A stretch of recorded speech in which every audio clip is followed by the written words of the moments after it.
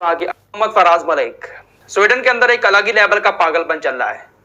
ऐसा लग रहा है मानो वहां की सरकार में, वहां के अदालतों में सारे के सारे मूर्ख और पागल भरे हुए हैं, अजीबोगरीब फैसले दे रहे हैं। स्वीडन के अंदर एक बार फिर से वहां की अदालत ने, सरकार ने कुरान जलाने की इजाजत दी, और इजाजत भी उसी शख्स को दी जिसको ईद उल अजहा पर कुरान जलाने की इजाजत दी गई थी, और उसने कुरान जलाया। एक बार फिर से उसने इजाजत मांगी और उसको इजाजत दे दी गई, जबकि कुरान जलाने के बाद कितना ज्यादा हंगामा हुआ था, सारे मुस्लिम देश नाराज हो गए थे। लेकिन एक बार फिर से वहां की अदालत ने कुरान जलाने की इजाजत दी।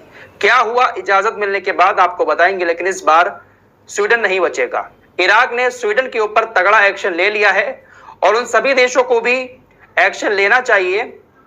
पिछले हफ्ते जिन देशों ने निंदा प्रस्ताव का समर्थन किया था, पाकिस्तान इस निंदा प्रस्ताव को लेकर आया था, और इसमें भारत भी शामिल है। भारत ने भी इस प्रस्ताव का समर्थन किया, 28 देशों ने वोट डाला।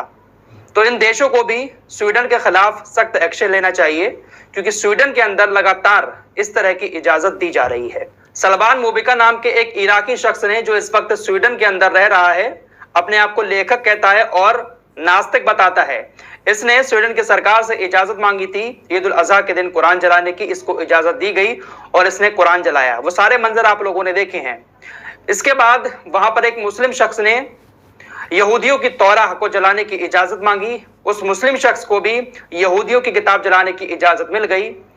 किताब को जलाने का टाइम आया, लेकिन मुस्लिम शख्स ने लाइटर को निकालकर जमीन पर फेंक दिया और कहा कि मैं इस किताब को नहीं जलाऊंगा। मैं सिर्फ उन लोगों को दिखाना चाहता हूं जो लोग कुरान को जलाते हैं। मेरा ज़मीर इतना गिरा हुआ नहीं है कि मैं दूसरे धर्मों की किताबों का अपमान करूं। मुस्लिम शख्स ने यह कहते हुए यहूदियों की किताब को नहीं जलाया। लेकिन एक बार फिर उसी सलमान मोबिका ने इराक की एम्बेसी के बाहर कुरान और इराकी झंडे को जलाने की इजाजत मांगी। वहां की सरकार ने, अदालत ने इजाजत दे दी। जैसे ही यह खबर सामने आई, इराक के अंदर जबरदस्त प्रदर्शन होना शुरू हो गया। इराक के अंदर जो स्वीडन की एम्बेसी है, वहां पर काफी सारे प्रदर्शनकारी घुस जाते हैं और तोड़ फोड़ कर देते हैं। काफी सारे लोग स्वीडन एम्बेसी के अंदर घुस गए और परिसर में आग लगा दी। सलमान मोबिका को कल कुरान जलाने की इजाजत मिली थी। एम्बेसी के बाहर वो कुरान लेकर पहुंचा भी, लेकिन पुलिस ने उसको रोक लिया। हालांकि कुरान का अपमान जरूर हुआ, पुलिस ने उसको रोक लिया, वरना एक बार फिर से वो कुरान को जला देता।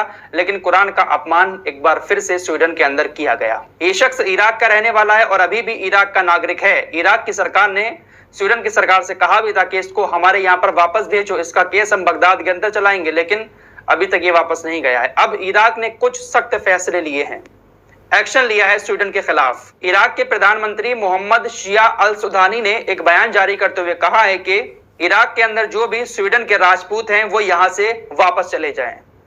उनको वहां से भगा दिया है कि अपने देश वापस जाओ। साथ ही साथ स्वीडन के जो लोग इराक के अंदर रहकर कारोबार कर रहे हैं, बड़ी बड़ी कंपनियां चला रहे हैं, उन कंपनियों के लाइसेंस भी निलंबित कर दिए हैं। ये बड़ा एक्शन इराक के प्रधानमंत्री ने स्वीडन के खिलाफ लिया है। इराक की सरकारी न्यूज एजेंसी INA के मुताबिक स्वीडन की टेलीकॉम कंपनी एरिक्सन का वर्क परमिट भी रद्द कर दिया है। इराक के अंदर एरिक्सन नाम की स्वीडन की एक बड़ी टेलीकॉम कंपनी थी, वहां के लोग उसकी सिम का इस्तेमाल करते थे, लेकिन उसका वर्क परमिट भी रद्द कर दिया है। तो इराक ने स्वीडन के खिलाफ ये कुछ बड़े एक्शन लिए हैं। इराक की तरफ से कहा गया है कि स्वीडन बार बार कुरान को जलाने की इजाजत दे रहा है, ये सब स्वीकार नहीं किया जाएगा। तो जब तक कुछ कड़े एक्शन नहीं लिए जाएंगे ऐसे देशों के खिलाफ, तो वहां की पागल सरकारें, वहां की पागल अदालतें इस तरह के फैसले लेते रहेंगे, इस तरह की इजाजत देते रहेंगे। फिलहाल इस रिपोर्ट में इतना ही। मिलते हैं एक और नए वीडियो के साथ, तब तक के लिए अपना ख्याल रखें।